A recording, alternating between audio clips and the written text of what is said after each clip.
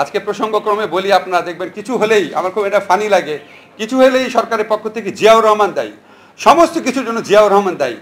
তখন আমার কাছে মনে হয় জিয়াউর রহমান আসলে তাদের কাছে একটা আয়নার মতো, যে আয়নার দিকে তাকালে তারা দেখতে পারে তারা আসলে কত ছোট, কত কুৎসিত, দেশের স্বার্থ রক্ষায় কত ব্যর্থ। এবং অত্যন্ত যৌক্তিক কারণে আজকে ভারতের বিরুদ্ধে আমাদের স্বাধীনতার ডাক দিতে হবে। আপনারা প্রতিটি ক্ষেত্রে দেখবেন আমরা পাকিস্তান আমলে পাকিস্তান দ্বারা যতটা নিষ্পেষিত হয়েছি, যতটা অত্যাচারিত হয়েছি, যতটা শোষিত হয়েছি, তার চেয়ে অনেক বেশি এই স্বাধীন দেশে বসে ভারত দ্বারা শোষিত হই, ভারত দ্বারা অত্যাচারিত হই, ভারত দ্বারা আমাদের স্বার্থ ক্ষুণ্ণ হয়। আজকে অত্যন্ত যৌক্তিক কারণে আমরা 1971 সনে পাকিস্তানের বিরুদ্ধে স্বাধীনতার ডাক দিয়েছিলাম বঙ্গবন্ধুর নেতৃত্বে, এবং অত্যন্ত যৌক্তিক কারণে আজকে ভারতের বিরুদ্ধে আমাদের স্বাধীনতার ডাক দিতে হবে, ভারতের বিরুদ্ধে আমাদের সার্বভৌমত্বের ডাক দিতে হবে।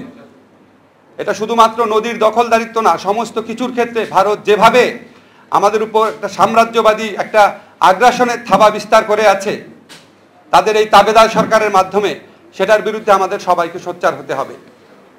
আজকে ফারাক্কা দিবস, সেই দিনের কথা আপনাদের একটু বলি, এই দিবসটা তাৎপর্যের কথা।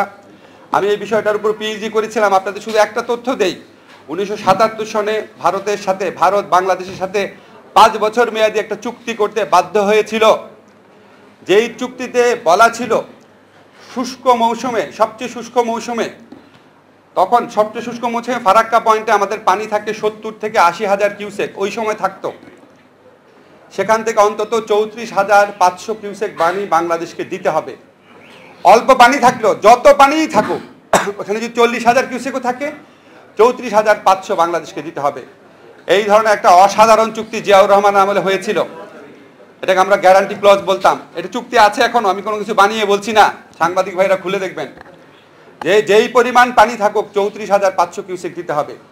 কিন্তু এটা জিয়াউর রহমান সাহেবের একক কৃতিত্ব ছিল না, এটা ছিল মাওলানা ভাসানীর ঐতিহাসিক ফারাক্কা মার্চের ফসল।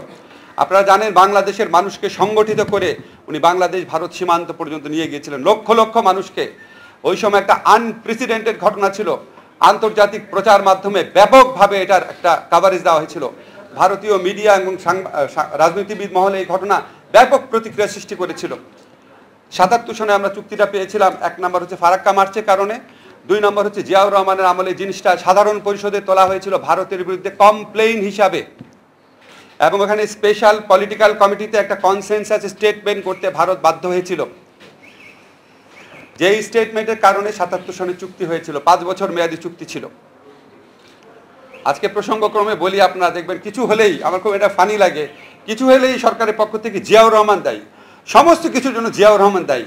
তখন আমার কাছে মনে হয় জিয়াউর রহমান আসলে তাদের কাছে একটা আয়নার মতো, যে আয়নার দিকে তাকালে তারা দেখতে পারে তারা আসলে কত ছোট, কত কুৎসিত, দেশের স্বার্থ রক্ষায় কত ব্যর্থ। এটা হচ্ছে জাস্ট ফারাক্কা ব্যারেজ উদাহরণ থেকে বললাম, এরকম আরও বহু উদাহরণ আছে, এটা আলোচনার মূল বিষয় না এখন। তাহলে আমার শুধু একটা জিনিস মনে হয়, আমাদের রাজনৈতিক নেতৃত্বের মধ্যে আমরা যখন বিভিন্ন কারণে হতাশ হয়ে যাই, আমরা যখন বিভিন্ন কারণে হতোদ্যম হয়ে যাই, তখন এই ফারাক্কা মার্চের মতো ঘটনা দেখিয়ে দেয় যে আমাদের হতাশ হওয়ার কিছু নাই। আমরা যদি ঐক্যবদ্ধ হতে পারি, আমরা যদি দৃঢ় প্রতিজ্ঞ হতে পারি, আমরা যদি নিজের দেশপ্রেমের প্রশ্নে যদি সোচ্চার হতে পারি, আমরা ফারাক্কা মার্চের মতো বহু ঘটনা বাংলাদেশের জীবনে ঘটাতে পারবো। সেই দিনের অপেক্ষা আমরা থাকব। আমরা আশা করব মাওলানা ভাসানী যেই স্বাধীন সার্বভৌম বাংলাদেশের স্বপ্ন দেখতেন, সেই স্বাধীন সার্বভৌম বাংলাদেশ অবশ্যই আমরা একদিন ফিরে পাবো। ধন্যবাদ সবাইকে।